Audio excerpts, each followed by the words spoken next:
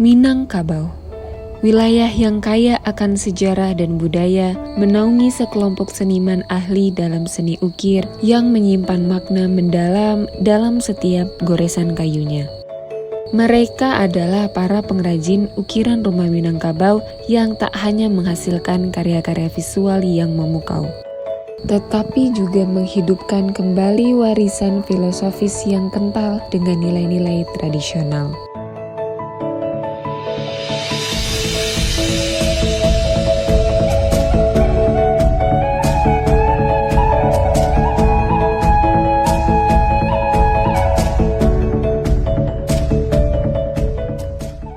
Jadi kalau orang Minang tak ada lah ukiran di rumah ya agak gersang.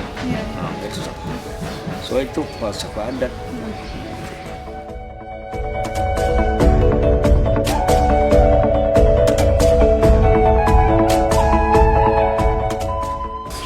Di ukiran Minangkabau terdapat beberapa unsur, yaitu unsur motifnya berdasarkan flora, fauna, dan bentuk geometri.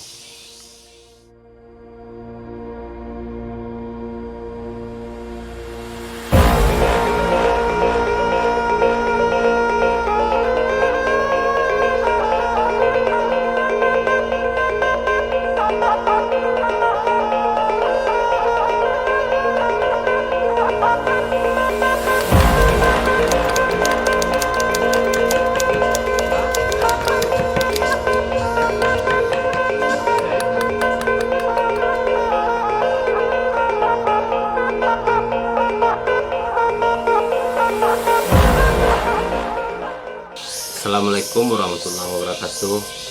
Kami dari Sanggar Ukiran Tigo Sapilin yang berfokus pada ukiran tradisional Minangkabau yang beralamat di Jorong Ladang Hutan, Kecamatan Baso, Kenegarian Koto Gadang. Seni ukir pada rumah Minangkabau tak sekedar mengejar keindahan visual semata. Di balik setiap pola dan motif tersembunyi pesan-pesan tentang kehidupan, keluarga, dan harmoni. Seperti motif kaluak paku kacang balimbiang, berarti kaluak paku melambangkan tanggung jawab seorang laki-laki Minang yang memiliki dua fungsi, sebagai ayah dari anak-anaknya dan sebagai mama dari kemanakannya.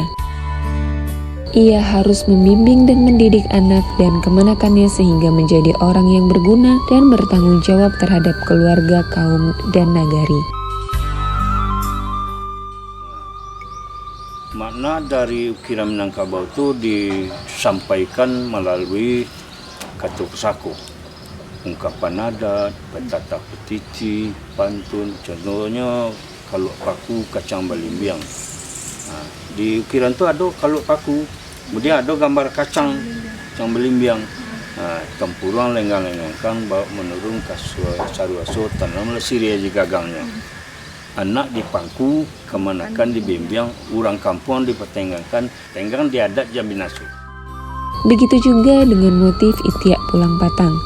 Motif ini memiliki makna bahwa kehidupan dalam masyarakat haruslah seia sekata, seiring sejalan, dan mematuhi peraturan yang berlaku. Ada motif yaitu Itiak Pulang Patang. Makna motif Itiak Pulang Patang ini berurutan, di mana ada itu namanya datuk harus di depan, ya harus di depan, nggak boleh saling mendahului. Tak hanya itu, tiap ukiran juga mencerminkan tata letak dan struktur dari rumah Minangkabau itu sendiri. Bagian-bagian rumah yang terbagi dengan cermat mencerminkan tatanan sosial yang adil dan harmonis. Inilah warisan budaya yang memberikan teladan tentang hidup bersama dalam kebersamaan dan kesederhanaan. Nah, ini proses pembuatan ukiran ragam hias Minangkabau. Setelah dilicinkan, sudah itu daerah-daerah yang perlu didompol. Sudah itu baru dicat, dipoles. Kalau untuk di luar rumah, di dinding hari namanya atau di singo, itu kalau Minangkabau kiranya berwarna-warni.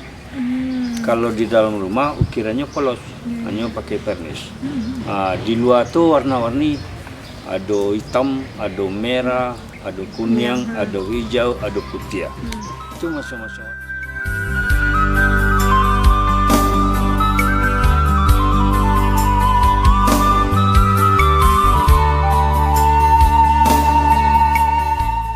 Musang warna tu punya makna, tidak semarang asal kerancang.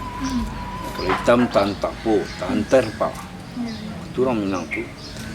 Ala kesulitan hidup, menerpa dirinya, tahan.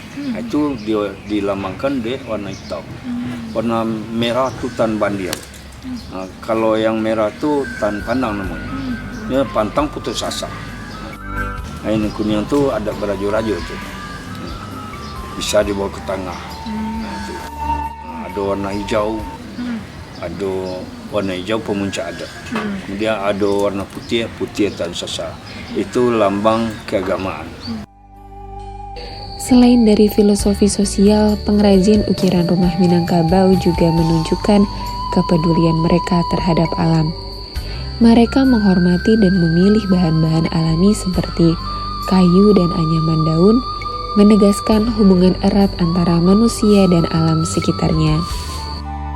Selanjutnya, ukiran motif Lumui Anyoy. Pemasangan tetap di bawah gonjong rumah gadang di dekat tirai. Gunanya dengan makna Lumui Anyoy ini alam tak kambang jadi guru, di mana kita tinggal dan mencari pengalaman tidak harus di dunia sekolah. Jadikanlah pengetahuan lapangan tempat kita tinggal menjadi tempat belajar.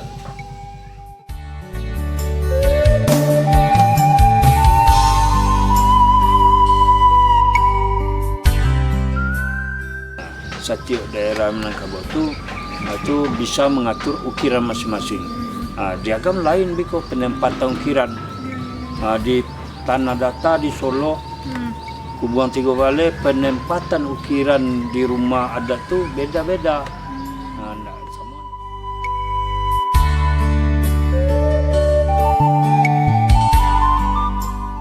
Cuma walaupun itu ragam hias Minangkabau kok jangan sampai hilang.